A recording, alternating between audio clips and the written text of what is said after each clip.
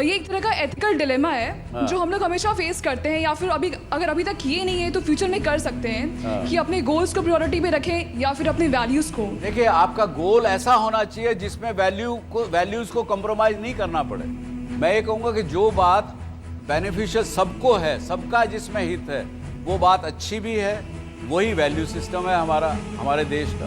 विकट परिस्थिति में आदमी में और चार्मिंग आता है, उसका काम करने का जज्बा, उसका जोश, उसकी साहस, उसकी बुलंदी और बढ़ती है, घटती नहीं। अभी आपने कहा कि अच्छे लोगों को चुन करके राजनीति में लाइए, तो पता कैसे चलेगा कि कौन लोग अच्छे हैं? ऑब्जेक्टिव होके अगर आपके 5 कैंडिडेट हैं आपकी कॉन्स्टिट्यूंसी में, उन 5 में से इस दिशा से चुनिए कि कुछ थोड़ा बहुत पढ़ा लिखा है। पढ़ा लिखा रहेगा तो आपकी समस्याओं को समझ सकेगा।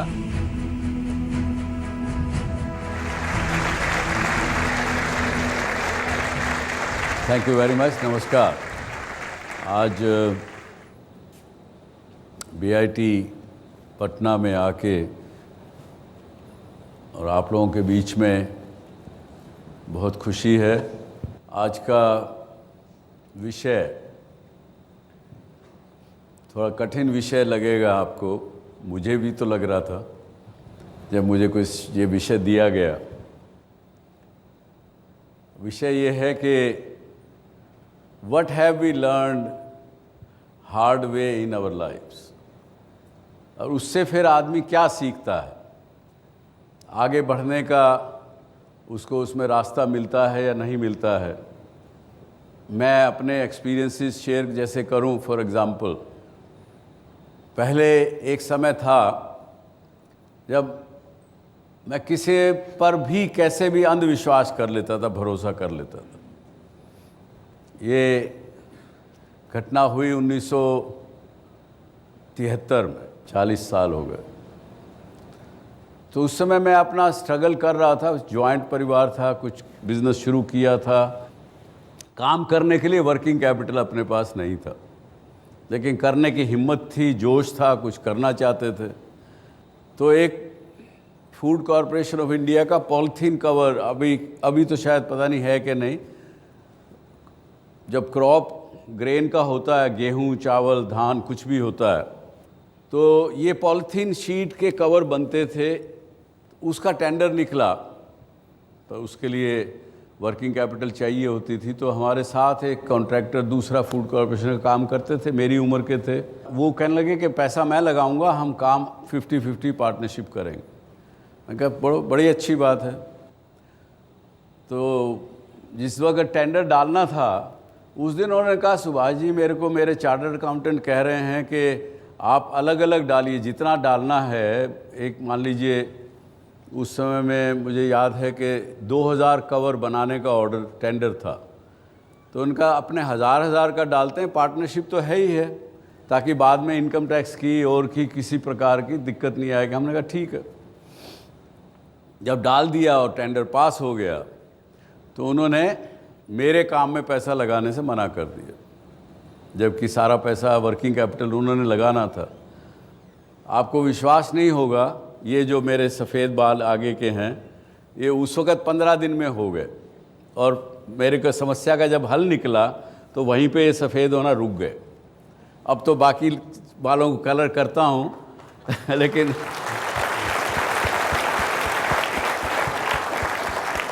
तो बड़ा ऐसा समझ में आया कि देखो, भरोसा तो करो लोगों पर, लेकिन अंधविश्वास मत करो।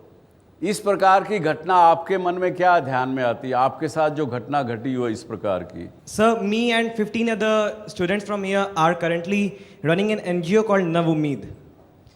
Sir, recently हमारे एक सीनियर को कैंसर हो गया था, so she has asked for help, and हमने उनके हेल्प के लिए हर तरफ से फंड इकट्ठा करना स्टार्ट किया। यहाँ बहुत लोग होंगे जो उनका हेल्प करना चाह रहे होंगे, बट हमें ये व्यू नहीं मिल रहा है कि हम अपने आइडिया को स्प्रेड कैसे करें, जिसके कारण सर जो आउटकम है वो नहीं मिल पा रहा है।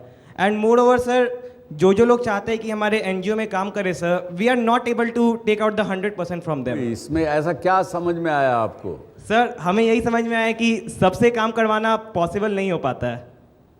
लेकिन इसके इसलिए छोड़ मत दीजिएगा ये काम को, हिम्मत मत हारिए, पॉजिटिव एटीट्यूड रखिए। सर मैंने ये सीखा कि sir thinking is good but over thinking is really very bad. It means बहुत सारा सर ऑब्स्टिकल्स पैदा कर देती है सर ये ओवर थिंकिंग। सर जब भी कभी एग्ज़ाम या फिर किसी चीज़ का मतलब प्रेशर होता है तो अचानक से ये ओवर थिंकिंग का चीज़ इस्टेब्लिश हो जाता है सर ब्रेन में, जिसके कारण सर बहुत ओवर थिंकिंग नहीं होती है, ये भी आपको गलत फहमी है। आज मैं बताता हूँ क्या होता है आपको। आपका दिमाग एकदम करंट में नहीं रह के भविष्य में चला जाता है कि एग्ज़ाम है, इसमें फेल हो गया तो क्या करूँगा, कम मार्क्स आ गए तो क्या करूँगा। क्यों ऐसा होता है कि ओवर थिंकिंग किस लिए होती है? सर इसी चीज़ को लेके कि सर या मतलब एग्ज़ाम में लो मार्क्स आए तो फिर फैमिली फ्रेंड्स हाँ, क्या कहेंगे, नौकरी कैसे मिलेगी, आगे कैसा बढ़ेंगे। आपका दिमाग प्रेजेंट में नहीं रहता है, वो फ्यूचर में चला जाता है, भागता है। दिमाग बड़ा चंचल है ये, इसको एक सेकंड भी नहीं लगती, उसको कहाँ का कहाँ चला जाता है। सर तो बस इसी को थोड़ा ओवरकम किया है मैंने कि थिंकिंग ओवरकम किया? Yes sir. कैसे किया? सर मीन्स सर वही प्रेजेंट में जिया कि जो होगा अच्छा होगा, बस अपना बेस्ट देना है सर। जो आज कर रहे हैं वो अच्छा तरीके से करें, उसको पूरे तरीके से करें, उसको फोकस रूप से करें, तो आपका एक्शन जो होगा वो बड़ा डायनेमिक होगा, उसका रिजल्ट पॉजिटिव आएगा। बड़ी अच्छी। यस सर मेरे फ्लैट में एक अंकल रहते थे, वो हर सुबह अपने बाइक के रिम को साफ़ करते थे और वो ये काम एक्सेलरेटर ऑन करके करता था। लेकिन वो थोड़े खड़ूस टाइप के थे, हमारे बॉल चली जाती थी तो बॉल नहीं देता था। तो मुझे डर लगता था कि मैं चाहता था कि बोलूं कि ये ना करिए, हो सकता है वो कपड़ा जो नीचे लटका हुआ है वो फंस जाए, कुछ हो जाए, बट मैं आज तक मैं कभी बोल नहीं पाया। एक दिन मैंने न्यूज़ सुनी कि उनका हाथ, उनकी उंगली उस चेन में आ गई और बहुत कुछ करने के बाद भी वो उंगली उनको काटनी पड़ गई। सर इस इवेंट के बाद एक चीज़ पता चली कि अगर कोई बात सही लगे लेकिन उसको बोलने में अगर डर लगे तो भी बोल देनी चाहिए। हो सकता है उसके कुछ गलत इम्पैक्ट, हो सकता है आपको कुछ झेलना पड़ जाए, बट शायद उससे कुछ बहुत अच्छी बातें। Very good learning. किसी ने ये कहा, life isn't fair but it is still good. ये याद रखिए। और जब आपको किसी बात पे शक होने लगे, लाइफ आपसे ट्रीट ठीक नहीं कर रही है, उससे डिसइल्यूजन होने लगे, take one small step, you will come out of it. Doubt भी हो, नेगेटिव भी दिमाग में विचार आए, तो take one more step towards that thing, you will be better off. कई बार आदमी ये ध्यान में रखिए, जब इंसान जॉब करता है, कुछ बिजनेस करता है, वो जॉब या आपका business will not take care of you when you need something. उस समय फैमिली, फ्रेंड्स, वही लोग काम में आएंगे।